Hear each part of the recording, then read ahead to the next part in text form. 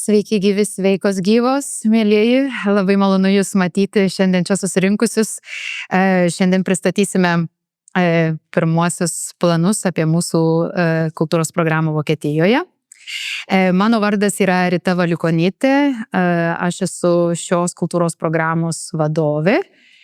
Su daugeliu Jūsų esu pažįstama iš tų laikų, kuomet dar buvau kultūros atešė Austrijoje, Jungtinėje karalystėje ir Vokietijoje. Tai labai džiaugiuosi bendradarbiavimu ir bandysim padaryti patį geriausią, tiksliau, čia ne sezonas, aš jau norėjau sakyti sezoną, bet tai bus puikus bendradarbiavimo metai, 2027 ir toliau, taip toliau ir taip toliau. Bendrausim, bendradarbiausim. O dabar žodį sakys gerbiama kultūros ministrė Vaida Aleknavičienė. Labą dieną visiems, labai džiugu Jūsų tiek daug matyti. Iš tikrųjų, čia toks mūsų, kaip sakau, toks susitikimas ir neeilinis, ir kurio visi labai laukiam.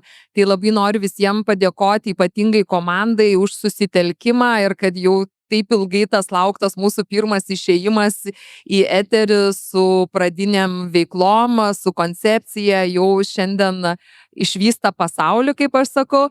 Labai ačiū visai komandai, kurie prie to dirba ir čia yra dar tik pradžia, bet visada pradėti turbūt yra sunkiausia, nes reikia nusistatyti gairias koncepciją ir kur link judame. Ambicingą tikslą turim užsibrėžę, metai. Vokietija strategiškai labai svarbu, turbūt visi, kurie čia esam susirinkę, tai puikiai labai suprantame ir labai daug dedame vilčių visi.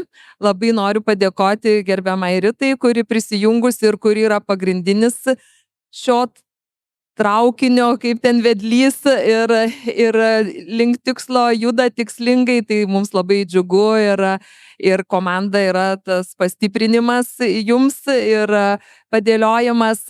Mes dalis tos komandos, kas vyksta, aš pati prisijungsiu 27, jau turime kovo 27 pirmąjį susitikimą su Vokietijos žemių kultūros ministrais ir jau pristatysime šią koncepciją. Aš pati nuotoliniu, nes tuo pačiu metu dar vyksta kita komandiruotė.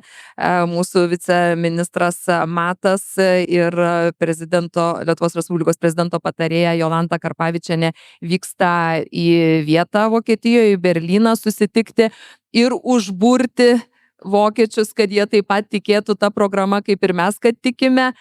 Tai linkėsime sėkmės ir šiandien tiesiog laukiame visi tos koncepcijos pristatymo, minčių, klausimų, viskas yra atvira.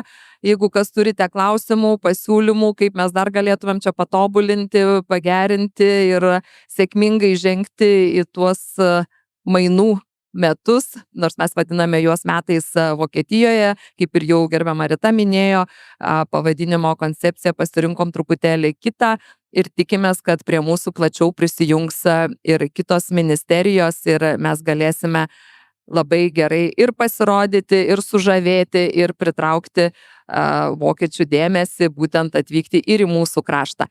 Tai linkiu visiems sėkmės ir einam klausytis. Pirmiausiai norėčiau dar papasakoti, kodėl mes pasirinkome tokią, o ne kitokią koncepciją ir kaip mes priėjom prie tų minčių, kurias aš jums pristatysiu. Mes turėjome keletą sesijų su darbo grupe, kurioje buvo kultūros lauko atstovai tiek iš Lietuvos, tiek iš Vokietijos.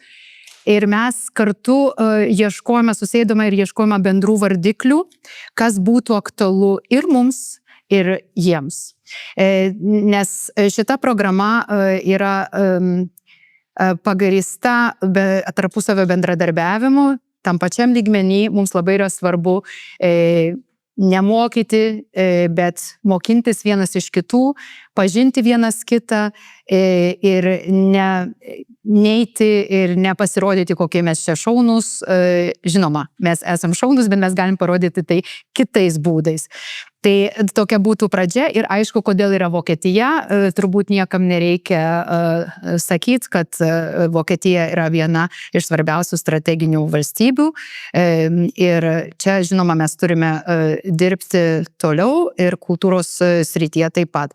Žinoma, reikia pasakyti, kad jau daug darbų yra padaryta. Ir kad bendradarbiavimas visada vyko ir mes puikiai žinom, kad tikrai yra didelis interesas tiek iš mūsų kultūros lauko, tiek iš Vokietijos kultūros lauko. Taip, kaip atrodys Lietuvos metai Vokietijoje ir kas tai yra? Mes vadinsime šiuos metus būtent ne Lietuvos kultūros metai Vokietijoje, bet Lietuvos metai Vokietijoje, nes tikimės, kad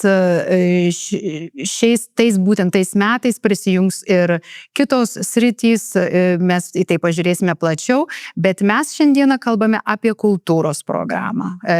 Ta, ką mes komunikuosime ir tą, ką mes darysime. Bet tik tai jūsų žiniai.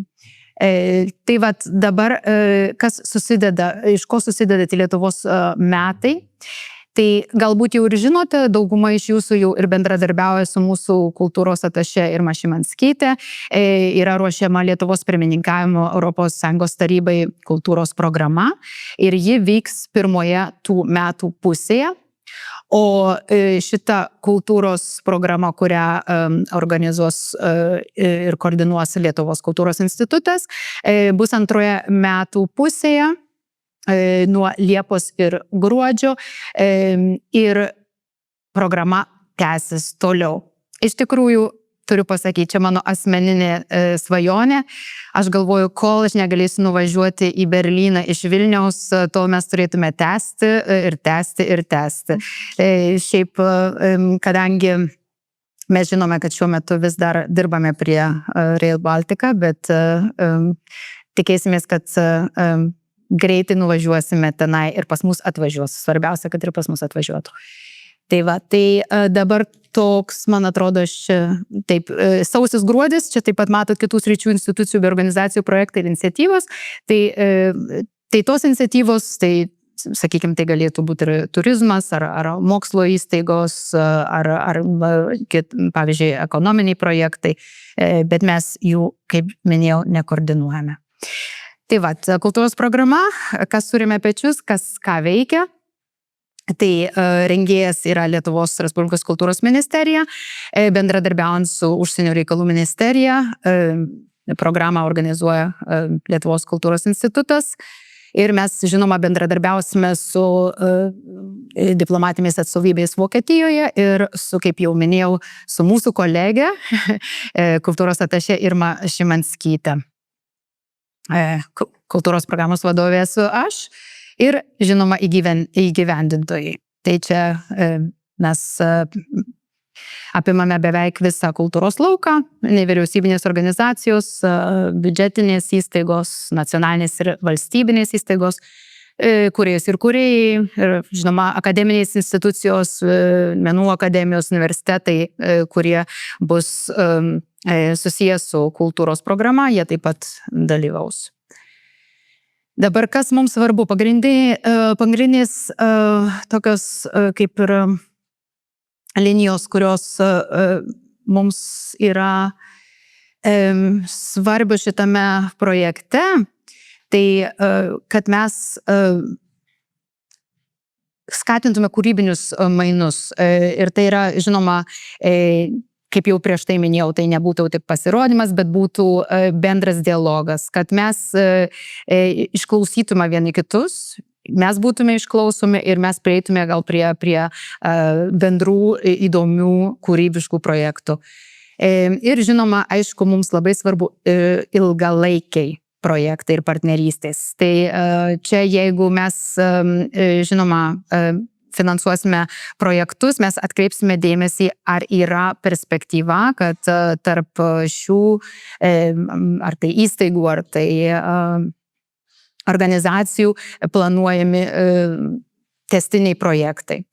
Ir žinoma, mes būtent šitą veiklą vis tiek tikimės, kad mes būsime žinomi Vokietijoje dar labiau. Dabar šiuo metu žinomumas yra toksai, nėra jis toks didelis, dalinai visi žino, kur yra Lietuva, kartais mūsų maišo, Vilnių sumaišo su Ryga, bet šiaip turime gerą įvaizdį Vokietijoje, bet žinoma tiek, kiek dabar esame prisistatę, sakykime, yra vietos, kur padirbėti. Bet žinoma, mes su šita programa turbūt galbūt nepadarysim labai didelio poslinkio, nes žinoma, liekame savo kultūros lauke.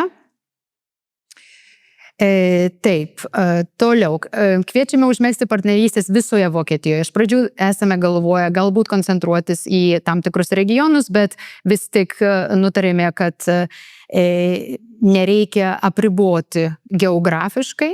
Ten, kur jau yra galbūt kažkokie tai projektų užuomazgos, gal jau yra bendradarbiavimas vienoje ir kitoje žemėje, tai mes kviečiame toliau vystyti tuos projektus ir teikti paraiškas ir dalyvauti. Tiksliniai grupė mums, kaip organizatoriams, tai žinoma yra Vokietijos kultūros profesionalės, tai mes žinoma dirbsime su jais, kaip ir su mūsų profesionalais ir profesionalėmis, ir tikslinė auditorija plačioji Vokietijos visuomenė. Mes taip pat nepribosime jokių, nedarysime tam tikrų grupių, į kurias kreipsime dėmesį, bet būtent kreipsime į plačią Vokietijos visuomenę dėmesį. Ir kas yra svarbu, kas mūsų darbo grupiai buvo ypatingai svarbu, jaunimas, bet jaunimas kaip bendra autorius. Tas angliškas žodis co-creator, ar ne, kad jaunimas galėtų būti įtrauktas į sprendimus ir taip pat į kūrybinius procesus. Bet visa tai, ką aš dabar sakau, čia yra tik tokie apmatai, visos sąlygos konkursų tai bus vėliau ir mes, aišku, informuosime jūs vėliau. Taip, biudžetas. Taip, dabar status quo. Aš tai toliau svajoju. Čia dabar turim, ką turim, bet noriu tik pasakyti, kad visi žinom, koks biudžetas buvo Prancūzijos sezonui skirtas ir koks yra skirimas. Čia kol kas yra skirtumas, bet šiuo metu situacija atrodo taip. 200 000 eurų bus skiriama šiais metais pasiruošimui. Kas tai yra? Tai yra vizitų programos užsienio, pavyzdžiui, mes turėsime ir teatro ir šokio platformą, kur atvyks daug Vokietijos festivalių direktorių, kuratorių, bus planuojami ir kiti vizitai. Tai čia bus būtent šių metų biudžetas, taip pat organizacinės išlaidos ir panašiai. Ir tada mes turime 2 metus. Dabar esama situacija yra tokia, po 1 milijoną eurų kiekvienais metais. Dabar, matot, staiga iškilo tie 28. Taip, esmė yra tokia, kad mes koncentruosimės į 2027 komunikacinę prasme Vokietijai. Tai bus toksai kaip metai būtent tokie, kad mes atkreiptume dėmesį į save. Tai komunikacijai bus skiriama daugiau dėmesio, bet projektai, tęstiniai projektai eis toliau į 28 metus.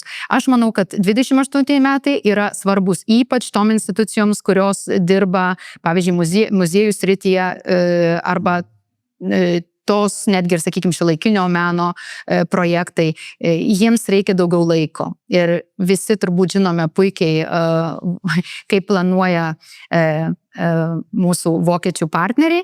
Tai žinome, kad dar 28 metais kažkur galėtume suspėti, bet yra, aišku, tokie projektai, kurie galbūt jau dabar būtų galima planuoti 29 metams. Tai va, bet tiesiogiai kultūros sektoriui, tai turime omeny dabar konkursams šiuo metu yra 1,5 milijono, nes išskaičiavus visas komunikacinės išlaidas, organizacinės ir vizitus, tai tokia būtų suma šiuo metu. Sakau status quo, nes aš svajoju toliau. Taip, paraiškų konkursai. Mes planuojame konkursus maždaug taip.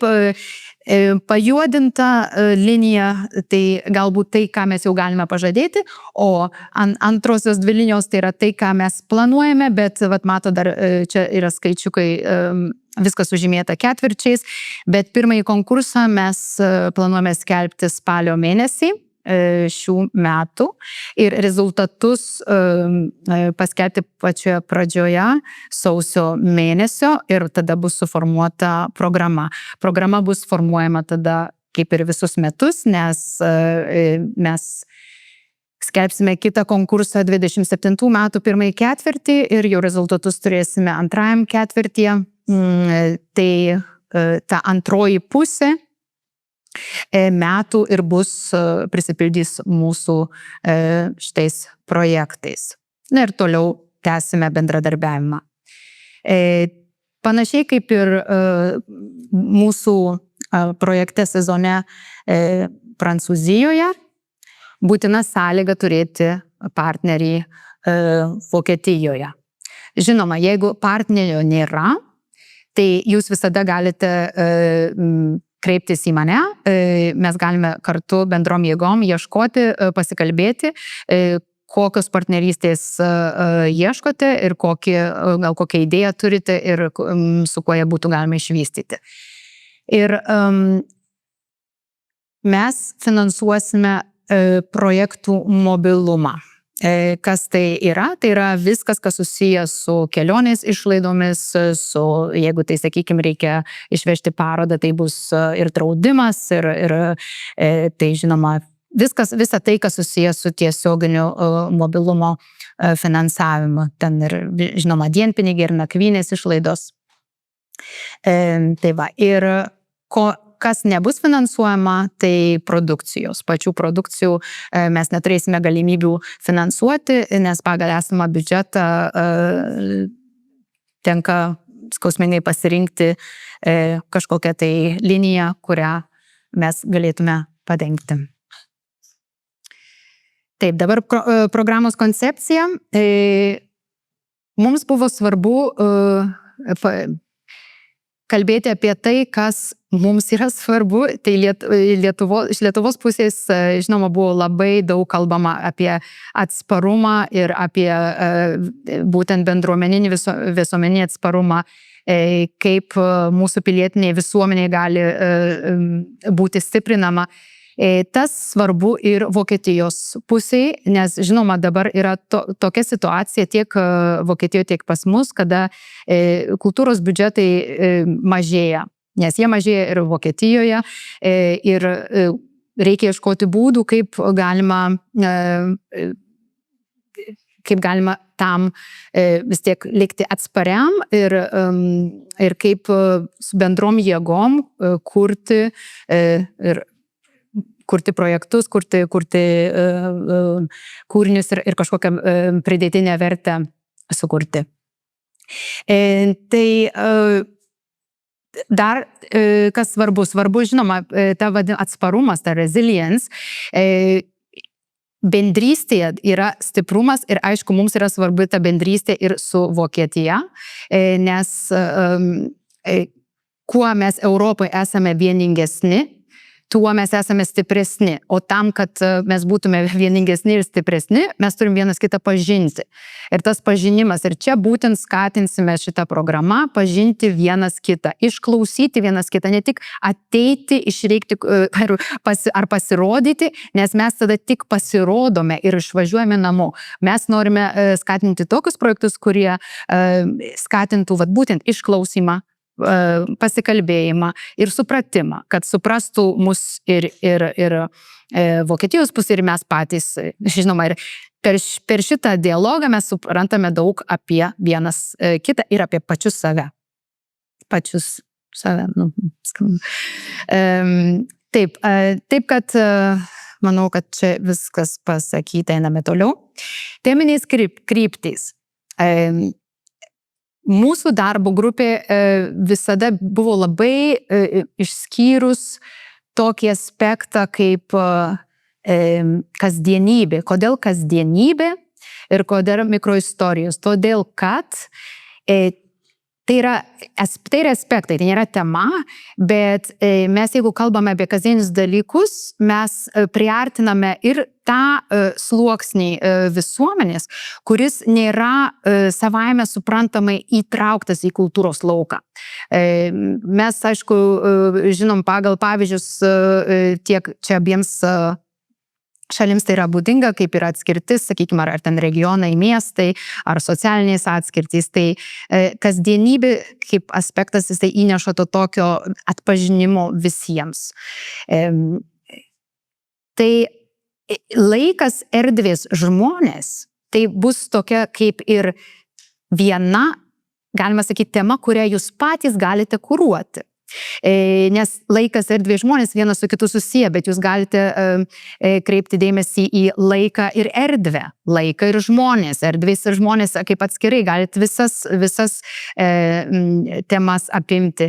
Čia bus duota daug laisvės jūsų kūrybiniams sumanimams ir, žinoma, dar sąlygose vėliau mes visą paaiškinsime dar plačiau, bet dabar, kadangi neturint labai daug laiko, aš tik tai galbūt trumpai pasakysiu, ką mes suprantame ties kiekviena tema.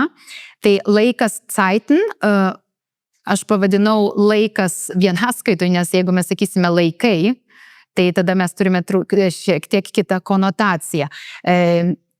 Zeiten vokiškai tai būtų būtent laikai. Tai yra ir praeitis, ir dabartis, ir ateitis. Ir dabar mes esam tokioj situacijai, kur irgi dėl pažinimo, tai yra mums svarbiausia pažinti vienas kitą ir kaip pažinsi vienas kitą ir save, jeigu nepergalvosi savo vietos esamos pagal tai, kas tu buvai ir kur tu nori eiti. Taip, kad mes norime susitikti su Vokietijos partneriais viename lygmenyje, būtent dabartyje, permastydami mūsų skirtingas patirtis, kurios ir pagalvoti, kokias bendras kryptis mes galime išvystyti. Tai čia bus daug temų, aš dabar kol kas esu surašius tik tai raktažodžius, tai bus svarbu kaip ir asmeninė, kolektyvinė atmintys, kaip mes atsimename, ką mes norime atsiminti, ką mes norime pamiršti, žinoma, kilmė, iš kur visa tai ateina, tai irgi susijęs su laiku, istorija ir istorijos būtent mes esame, aš buvau nepaminėjus, tame trikampyje buvo mikroistorijos. Tai mikroistorijos yra būdas papasakoti vieno žmogaus, vienos biografijos, vieno kažkokio tai galbūt įvykio, bet labiau galbūt žmogaus istorija, kuri parodo visą bendrą galbūt ar istorinį kokį fenomeną, bet mikroistorijos jos yra labai prieinamos kiekvienam žmogui. Ir čia mes vėlgi prieinam prie tos pačios temos, kad mes norim būti įtraukus ir prieinami visiems. Tai va, taip pat, aišku, pasakojimas, kartos, čia įeina daug ritualai ir žinoma, jeigu kalbame apie ateitį, tai distopija, svajonės, vizijos, visa tai įeina į šitą temą. Ir žinoma, laikas yra vėlgi laiko perspektyva, labai įdomi tema, kad ką mes matome dabar ir kaip mes matėme tai anksčiau. Tai čia yra labai daug galimybių kūrybiškai pašėlti, sakyčiau. Taip, antra tema erdvės, taigi vėlgi erdvė. Mes dabar kartais kaip atrodo važiuom, jeigu būtų, sakykime, šalis be kultūros būtų kaip tik tai teritorija, ar ne? Lygiai tas pats, kaip imama erdvė, balta erdvė yra galerijoje, ar ne? Ateini ir ten baltas kambarys. Tai yra kambarys ir erdvė, bet kaip mes kaip kultūra ir kaip mes kaip kūrėjai ją užpildom, kaip mes sukviečiam, tai padarom iš erdvių susitikimo vietas, tokias ir kūrybinės erdvės, tai vat apie tas erdvės, apie tą erdvių kūrimą mes norime ir pakalbėti šioje, jeigu kalbėsime apie šitą temą.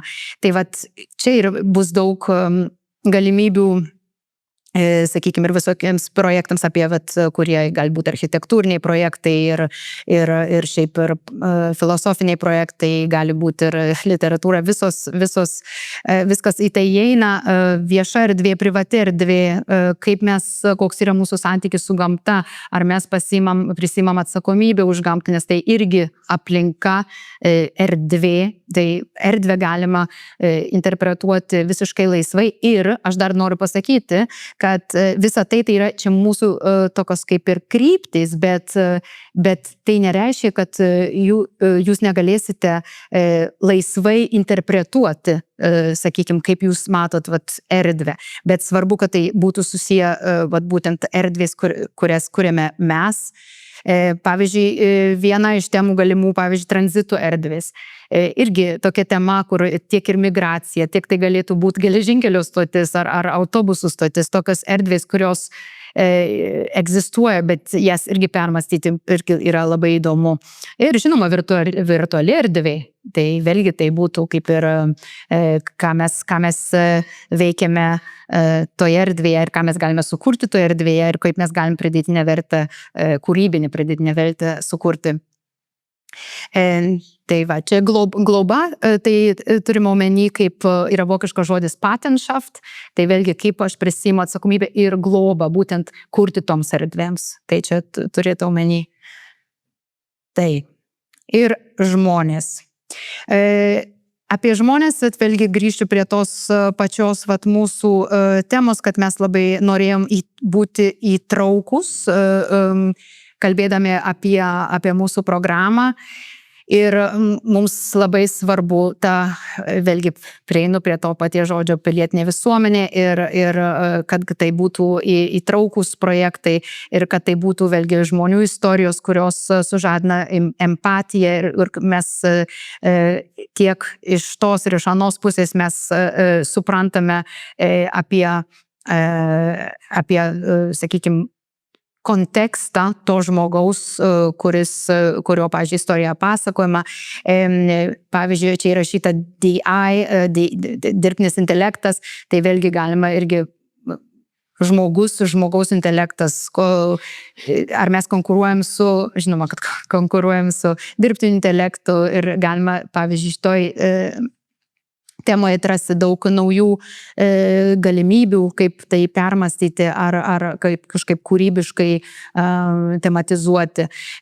Žinoma, mums čia įrašytas, kadangi mes akcentuojam europietiškas vertybės, tai vėlgi, kas susijęs su žmogum, žinoma, lygybė, žmogaus teisės, ypatingai orumas, tai yra temos, kurios mums taip pat yra labai įdomios.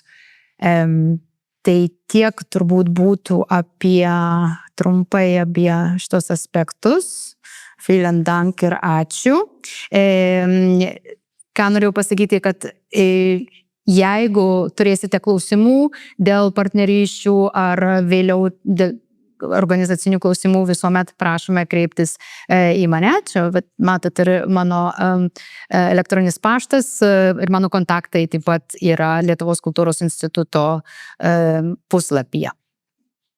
Ir dabar aš nebejoju, kad pasipils daug klausimų, nes, žinoma, prezentacija nėra tokia ilga, lygtais išlaikiau savo laiką, daugiau mažiau, bet dabar esu pasiruošus atsakyti jūsų klausimus. Aušrinė Žilinskienė, Nacionalinė biblioteka. Labai toks praktiškas klausimas apie pinigus svarbiausia. 3 kvietimai ir 1,5 milijono, ar tolygiai ketinate paskirstyti tos lėšas kvietimams, ar visi turi suskupti pirmą, o paskui kas liks? Kokia čia? Tai šiuo metu mes dar nesame apsisprendę tiksliai, kaip mes tai darysime, bet greičiausiai bus pirmojo kvietimo metu šiek tiek daugiau procentualiai negu antrojo kvietimo metu. Tai bus tokia. Bet šiaip tai mes, žinoma, informuosime, jau prieš skelbdami patį konkursą mes įrašysime, žinoma, sumas ir bus aišku, kiek pinigų skiriama būtent tam pirmam konkursui. Labą dieną, Raminta Jurėnaitė. Kaip daręs Vokietijai nemažai parodų, net 21, norėčiau paklausti labai praktiškai. Ar yra jau kažkokios konkrečios institucijos, muziejai ar koncertų salės, kas pasisiūlė bendradarbiauti? Turit omeny Vokietijoje, ar ne? Vokietijoje. Taip. Ne, šiuo metu, sakykime, aš asmeniškai tokios informacijos neturiu, bet mūsų kolegė Irma Šimanskytė turbūt turi informacijos, kuri galbūt kažkas kreipėsi ir tada kreipėsi ją. Aš pradėjau savo veiklą dabar tik tai nuo 16 kovo, tai aš dar buvau baltas lapas, manęs nebuvo, tai šiaip aš šitos informacijos neturiu, bet mes sužinosime apie tai vėliau ir netgi dabar gerbiama ministrė dalyvaus žemių atstovų susitikime ir ten galbūt mes turėsime daugiau informacijos. Aš manau, kad ten interesas yra ir sužinosime, mes dar kaip ir politiškai, jeigu bus, sakykime, žemės, kurios bus susidomėjusios, tuomet mes bandysime ir ieškoti tų projektų partnerių potencialių, kurie galbūt norės bendradarbiauti. Bet kol kas neturiu jokios informacijos apie jau esamus, kurie būtų mums, nebent kolegės, nežinau, mūsų galėtų kažką papildyti, bet turbūt neturim, ar ne? Tokių sąrašų, galerijų. Neturim, ar ne? Labadiena, Rusnė Kregždaitė, Memlab teatras. Aš dėl biudžeto dar norėčiau pratęsti klausimą, nes pirmas dalykas, kuomet minėjote, kad yra mobilumo finansavimas, dienpinigiai, kelionės ir panašus dalykai, tai klausimas, kaip yra su honorarais ir tuo pačiu tenais buvo ten žvaigždutė dėl naujų produkcijų nefinansavimo. Tai kaip suprantu, tai yra labiau turavimas jau to, kas yra sukurta, o ne kažkokių naujų projektų ir naujo turinio vystymas kartu su Vokietijos partneriais. Ačiū už klausimą. Šiaip mes, aišku, skatinama ir naujų produkcijų kūrimą, bet tada turėtų būti kitos lėšos gautos tada galbūt ar iš kultūros tarybos, ar iš kitų šaltinių, bet taip mes galime tuo esamu biudžetu, kurį turime, taip finansuoti tik tai išlaidas, o honorarai į tai neįeina. Honorarai tada tuo metu turėtų būti iš Vokietijos partnerių pusės. Martynas Germanavičius, architektūros fondas, kaip suprantu, vyks ir atvirkštinis Vokietijos sezonas metai Lietuvoje, bet jie turbūt bus finansuojami iš Vokietijos pusės. Tai tiesiog gal, kad mąstant apie partnerystę, būtų įdomu žinoti apie šitą modelį, nes man atrodo, čia gal irgi patrauklų būtų partneriam. Ačiū už klausimą. Šiaip šiuo metu, kiek man yra žinoma, nėra jokio konkretaus susitarimo, kad būtų, sakykime, finansuojamas arba dedamos dar didesnės lėšos negu kad yra dabar, nes, žinoma, mes turime kolegas iš Goetės instituto ir tie projektai vyksta ir Vokietijos yra, žinoma, pakankamai daug per būtent Goetės instituto programą, bet kol kas neturiu žinių, nebent dar čia kas nors iš mūsų neturim. Mano klausimas būtų apie laiką skirtą suplanuoti sezonui ir kaip žinome, didžiosios kultūros institucijos planuoja labai toli į priekį.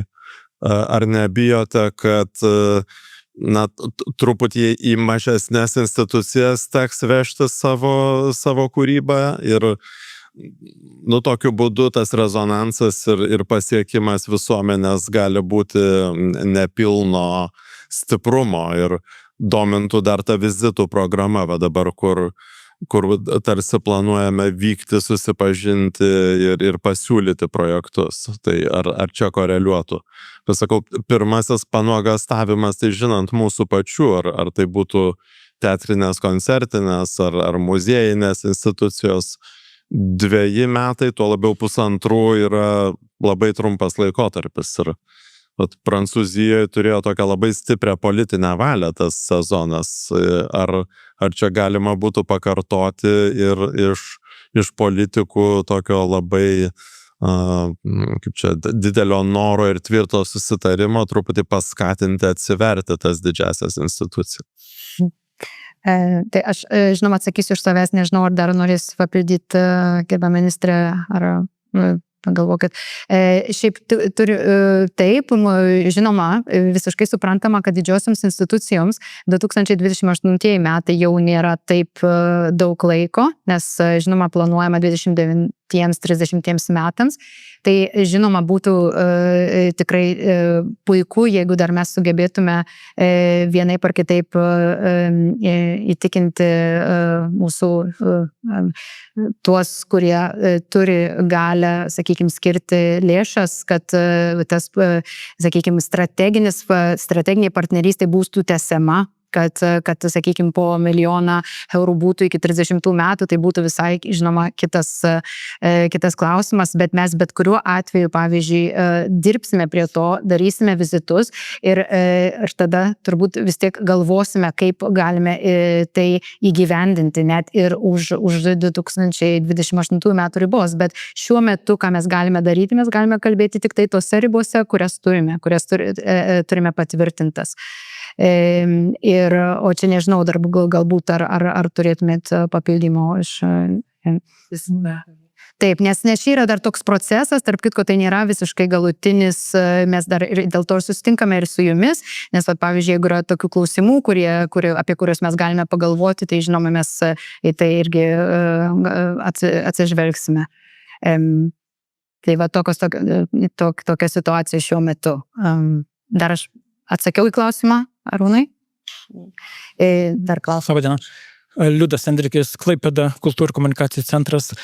Toks klausimas apie atstovavimą. Ar galimi pareiškėjai galės būti tik tai institucijos, biudžetinės, NVO, ar ir menininkai galės aplikuoti? Ir kitas dėl atstovavimo ir kažkokių kvotų, ar regionai irgi kažkokią turės galbūt kvotą Lietuvos, ar viskas, kaip sakant, viename krepšelyje būsim? Ačiū. Dėkuoju už klausimą. Kol kas dėl kvotų apskritai nebuvo svarstoma. Manau, kad kvotų nebus, nes vien dėl vieno ir paprasto tokio dalyko bus svarbu, aišku, ir kokybė. Kokybė ir nulems turbūt tą bendradarbiavimą, mums bus irgi svarbu, kokie projektai bus pristatomi taip pat Vokietijoje. Dėl menininkų pačių, dėl projektų, tai galės paraiškas teikti tik būtent organizacijos, institucijos. Mes dar galvojame apie galimybę turėti mobilumo, tokia kaip ir per asmeninio mobilumo galbūt programą, bet dar tai nėra patvirtinta, tik tai yra galvojama, bet vis tiek galiausiai, jeigu vyks projektas, tai jau tada menininkas turėtų turėti partnerius čia Lietuvoje, viešą įstaigą ar tai kokią kitą įstaigą, kuri jį atstovautų. Deja, mes neturime kitos galimybės praktiškai tai įgyvendinti. Taip. Labadiena, Viktorija, Nacionalinė biblioteka. Sakykite, galbūt apsvarstėte galimybę kompensuoti vertimo išlaidas, jeigu taip, ar planuojate pagal šią programą finansuoti? Ačiū. Bus, mes lygiai sakėm, bus, ne? Ne, kol kas mes dabar apie vertimas, mes diskutavome apie tai, nes tai yra irgi truputėlį mobilumas, bet intelektualinis mobilumas, ar ne? Ir lygiai taip pat kaip ir, bet čia šito klausimo dar negaliu atsakyti tiksliai, mes dar prie to dirbsime ir žiūrėsime, ką galime padaryti. O jūs konkrečiai turite omeny knygą? Nes literatūros, žinoma, vertimus mes ir toliau mes turim savo literatūros programą ir be abejo vertimai kaip ir toliau yra kofinansuojami, bet jeigu yra kažkas konkretaus, mes pasižiūrėsim, koks yra poreikis, tada ir svarstysime, ar dar bus tokia galimybė. Jeigu klausimų daugiau nėra, tuo atveju užbaigsime mūsų susitikimą, taip labai karšta, oro nėra, bet aš dar čia pastovėsiu, taip kad jeigu kas nors dar norėsit prieiti ir paklausti manęs asmeniškai, tai prašom, o šiaip tada linkiu jums labai geros, nuostabios saulėtos dienos ir noriu tik tai priminti, kad čia buvo tik pirmas susitikimas, mes jūs informuosime, bus ir kitos konsultacijos, kai jau žinosime, kokie bus mūsų planai dėl konkursų, mes jūs pakviesime ir informuosime. Tai gero ūpo, gero vėjo, geros saulės. Iki.